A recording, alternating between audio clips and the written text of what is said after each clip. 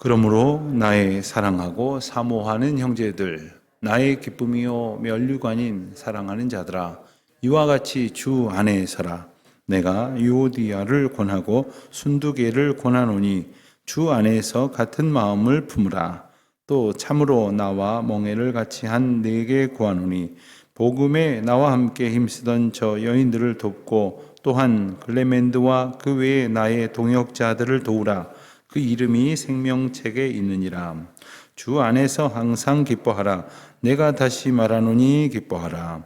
너희 관용을 모든 사람에게 알게 하라. 주께서 가까우시니라. 아무것도 염려하지 말고 다만 모든 일에 기도와 간구로 너희 구할 것을 감사함으로 하나님께 아뢰라. 그리하면 모든 지각에 뛰어난 하나님의 평강이 그리스도 예수 안에서 너희 마음과 생각을 지키시리라.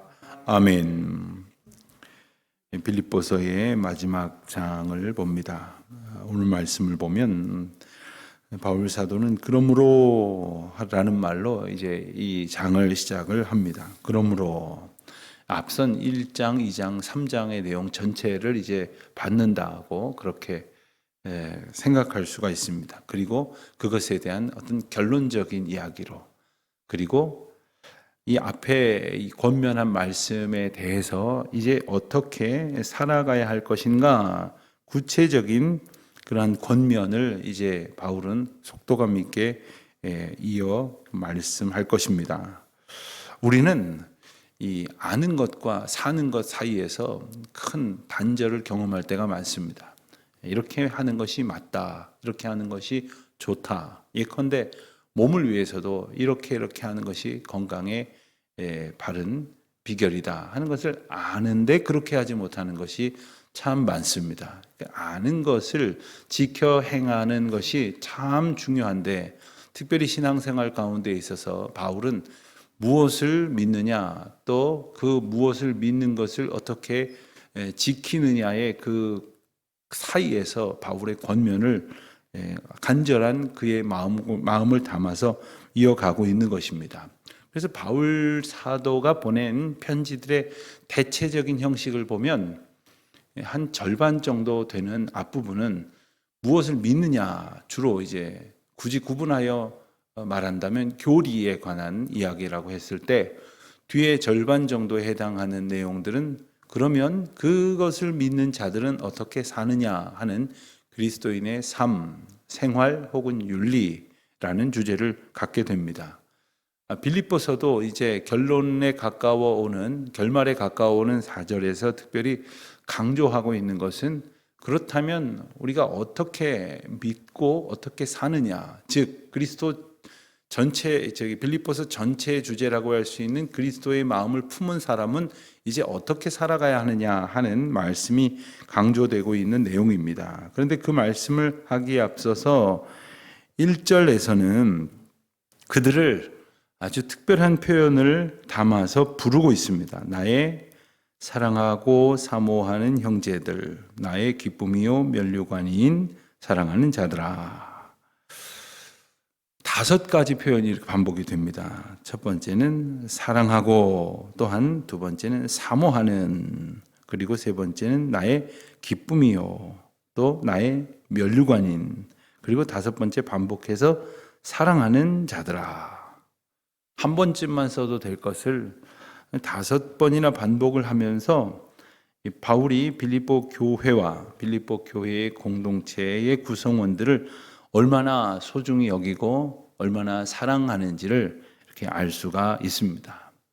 가끔 이제 외국에 계시던 교우들이 이제 국내에 방문하여서 예배를 드릴 때 보면 참 저분이 오래도록 떨어져서 살고 계셨지만 참 교회를 사랑하고 또 성도들을 그리워하고 계셨구나 하는 그런 느낌을 가질 때가 있습니다. 몇 년 만에 봐도 정말 늘 사모하는 마음으로 사셨구나 하는 생각을 갖게 하시는 그런 분들도 있습니다. 지난번 우리 교회를 세우신 초대 목사님 변승지 목사님의 사모님과 자녀들이 한국을 방문하셔서 교회를 방문하시고 그리고 미국으로 가신 후에 제게 감사의 편지를 하나 보내오셨습니다. 그 카드에 담긴 내용을 보니까 이분들이 저는 처음 뵌 분들이고 또 고국 방문도 자주 하지 못하신 분인데 게다가 부군되시고 또 우리 교회 설립자이신 목사님은 이미 소천하셨지만 그래도 늘 이 교회를 생각하시고 기도하시고 그리고 궁금해하시고 그리워하셨구나 하는 마음을 제가 느낄 수가 있어서 얼마나 마음이 기뻤는지 모릅니다. 그렇습니다. 교회를 사랑한다고 하는 것은 신비로운 것입니다. 뭐 교회가 우리가 뭘 해드렸겠습니까? 저도 생각뿐이었지 한 번도 무난하지 못했습니다. 부끄럽게도 한 번도 살펴보지 못했습니다. 그렇지만 하나님께서 교회를 통해서 성도들을 만나게 하십니다. 그리고 하나님께서 교회를 통해서 성도들이 연합하게 하십니다. 그 가운데서 하나님께서는 그리스도를 사랑하는 마음으로 교회를 사랑하게 하세요. 사람들을 좋아하는 게 아닙니다. 그리스도의 머리된 교회를 사랑하게 하시고 그리고 그 머리된 지체이기 때문에 서로를 사랑할 수 있는 겁니다. 인간적으로 생각하면 자주 보고 가까이 보면 정도 들고 그리고 가까워 친해지기도 하지만 때로는 불편해지고 힘겨워지는 것이 인간 관계입니다. 그럼에도 불구하고 그리스도의 머리 된 그 지체됨의 은혜를 얻은 자들이기 때문에 사랑할 수 있는 것이고 또 서로를 그리스도를 섬기듯 그리스도의 몸된 지체들을 아름다운 마음으로 돌볼 수가 있는 것입니다. 바울이 그들을 부르면서 이와 같이 주 안에 서라 하는 이와 같이라는 안에 이 모든 가치가 들어 있습니다. 바울은 지금 빌립보 교회 안에 있는 당면한 여러 가지 문제들, 빌립보 교회는 다른 교회보다 그다지 그렇게 심각한 문제는 아니었습니다. 굳이 말하자면 염려와 근심이 가득했다 하는 겁니다. 두 번째 문제라고 한다면 그들 가운데에서 같은 마음을 품지 못하여 소소하고 또 때로는 심각한 갈등이 있었다는 겁니다. 그러니 이와 같은 즉 그리스도의 마음을 품고 서로 용납하고 섬기는 그런 마음을 가지고 그리고 주 안에 서라. 주 안에 서라. 이렇게 말씀을 하십니다. 이와 같이라는 말은 바울이 지금껏 이야기한 내용입니다. 그리고 이제 바울이 붙들고 걸어가고자 하는 신앙의 길입니다. 그리고 성도들로 하여금 걸어가기를 권면하는 그 길입니다. 그리고 주 안에 서라 하는 이 말은 군사 용어, 즉 군대에서 사용하는 그러한 용어입니다. 우리도 군대에서 쓰는 그런 용어들이 따로 있지 않습니까? 비슷한 말을 사회에서도 쓰지만 군대 용어가 있습니다. 이 본문에 표현되어 있는 주 안에 서라라는 말이 그런 의미를 담고 있습니다. 즉 명령입니다. 그리고 이 명령은 강력한 그러한 의지를 담고 있습니다. 그리고 그것을 통해서 하나님께서 그 명령을 수행할 수 있는 능력도 주시겠다는 약속입니다. 주 안에 서라 하는 이 말씀은 주님께서 허락하신 그 자리, 즉 주님께서 맡기신 그 자리에 서라 하는 겁니다. 너의 자리를 지키라 하는 겁니다. 며칠 있으면 제가 졸업한 장로신학대학교 졸업식이 가까워오는데 제가 곰곰이 생각을 해보니까 벌써 졸업한 지가 한 24년 정도 신학대학원 졸업한 지 24년 됐습니다. 그런데 그때의 마지막 권설이라고 하는데요. 설교 말씀이기도 하고 권면의 말씀이기도 한 그날 총회장으로 오신 목사님께서 총회장이신 목사님께서 이 말씀을 하신 기억이 나요. 주 안에 서라. 그러면서 이 신학생들한테 이렇게 말씀하시더라고요. 여러분들이 이제 신학교를 졸업하면 교회에서 목회를 하게 될 것이고 하나님께서 여러분들을 목회지로 보내시고 맡기실 것입니다. 그럼 어찌하든지 마음에 들든지 안 들든지 잘하든지 못하든지 혹은 무슨 일이 맡겨지든지 주 안에서 굳게 서십시오. 사실 그때는 그 말씀이 그렇게 와닿지 않았습니다. 그런데 그 자리에 서 있다 보면 어느 때는 이거 못 서 있겠다. 주저앉고 싶다. 저 자리가 더 근사해 보이는데 좀 쉬었다가 저리 좀 피했으면 좋겠는데 내가 서고 싶은 자리는 저 안락하고 좀 편안한 자리인데 별의별 생각이 다 드는 거죠. 우리도 마찬가지입니다. 우리가 서고 싶고 앉고 싶고 누리고 싶은 자리가 있을 수 있겠지만 궁극적으로 하나님께서 하나님의 영광과 우리의 삶에 더 적합하고 더 하나님의 뜻을 이루어갈 수 있는 곳으로 우리를 보내십니다. 그 자리에 굳건히 설 수 있어야 합니다. 사실 오늘 1절 말씀이 4장 전체를 또한 포괄하고 있다고도 하겠습니다. 자, 이와 같이 선다는 것이 구체적으로 어떤 것일까요? 2절, 3절에서는 어떤 한 가지 빌립보 교회의 상황에 대해서 강조합니다. 유오디아와 순두개를 권한다 했습니다. 그런데 저처럼 유오디아와 순두개를 권한다고 표현한 것이 아니라 유오디아를 권하고 또 순두개를 권한다. 이렇게 강조하듯이 따로따로 떨어뜨려서 권한다고 했습니다. 이 권한다는 말은 다른 말로 번역을 하면 간곡하게 권면한다. 또한 간청한다. 이런 말이에요. 뭘 권한다고요? 주 안에서 같은 마음을 품으라. 자, 지금 이 바울의 편지를 디모데든 혹은 에바브로디도이든 누군가가 이 편지를 아마 그들 앞에서 낭독할 것입니다. 선생님의 편지입니다. 한번 들어보십시오. 하고 빌립보 교인들이 가득히 모여있는 곳에서 이 편지를 읽었다고 한번 생각을 해보세요. 유오디아와 순두개는 어떤 마음을 가졌겠습니까?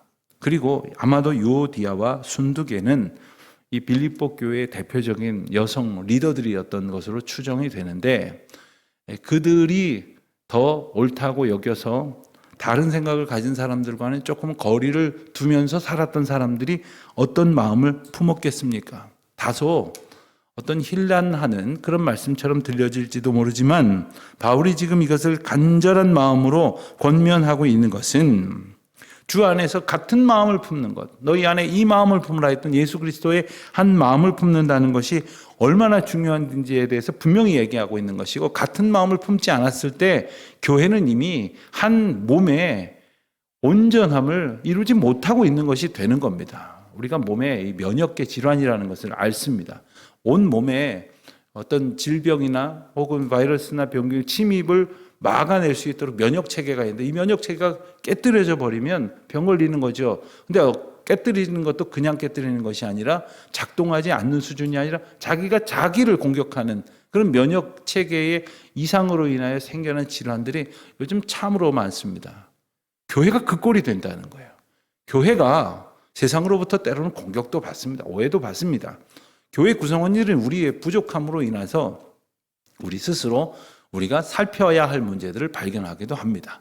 그런데 그때에 이 면역계 질환처럼 이상한 것이 우리를 괴롭히는 일들이 있지 않아야 하겠다는 말씀.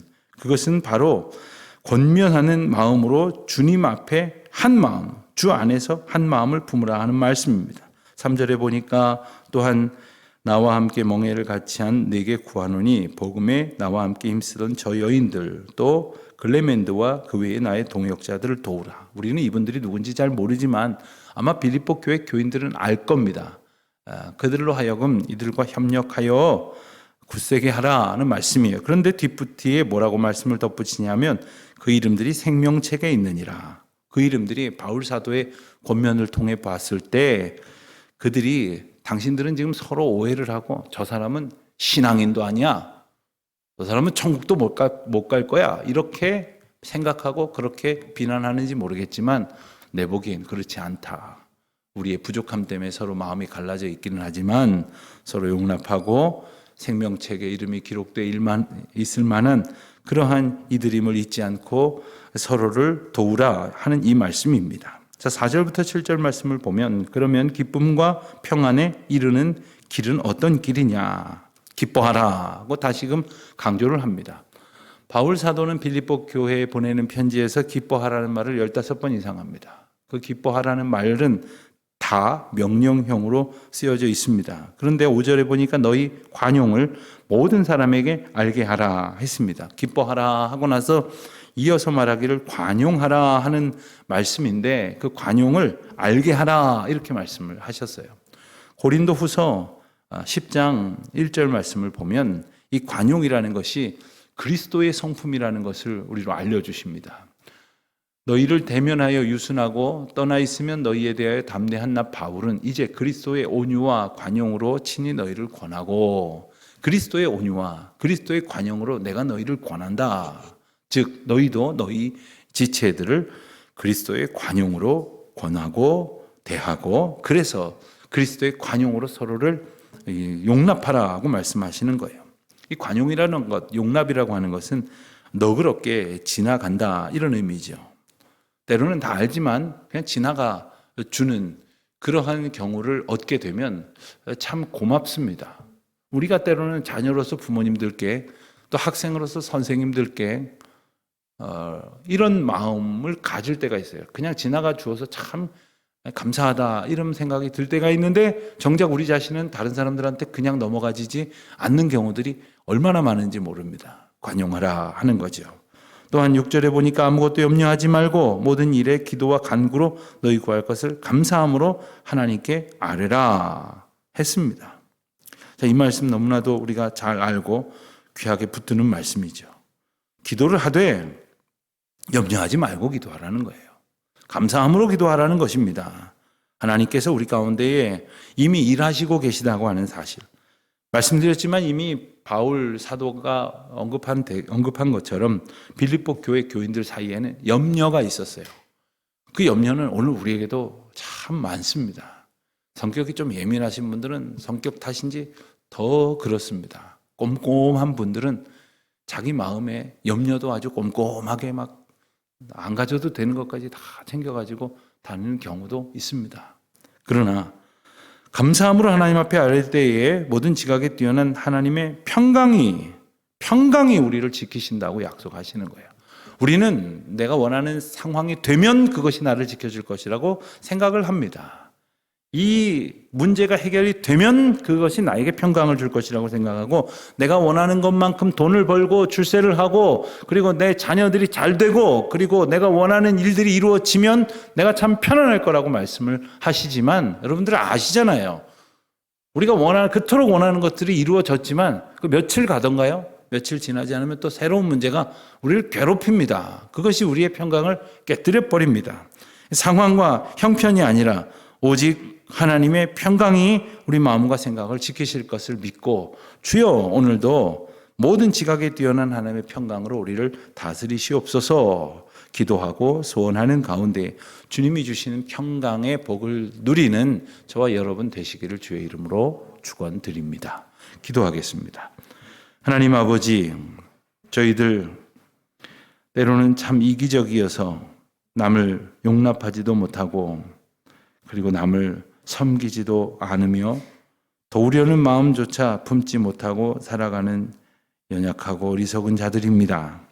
하나님 저희를 불쌍히 여겨 주시옵시고 하나님께서 서라 하신 자리에 서고 또 섬기라 하는 자들을 섬기고 용납하라 하는 자들을 용납할 수 있는 믿음의 사람들로 서게 하여 주시옵소서. 주님의 평강이 저희를 지켜 주시는 그 귀한 약속을 의지하오며 예수님의 이름으로 기도드립니다. 아멘.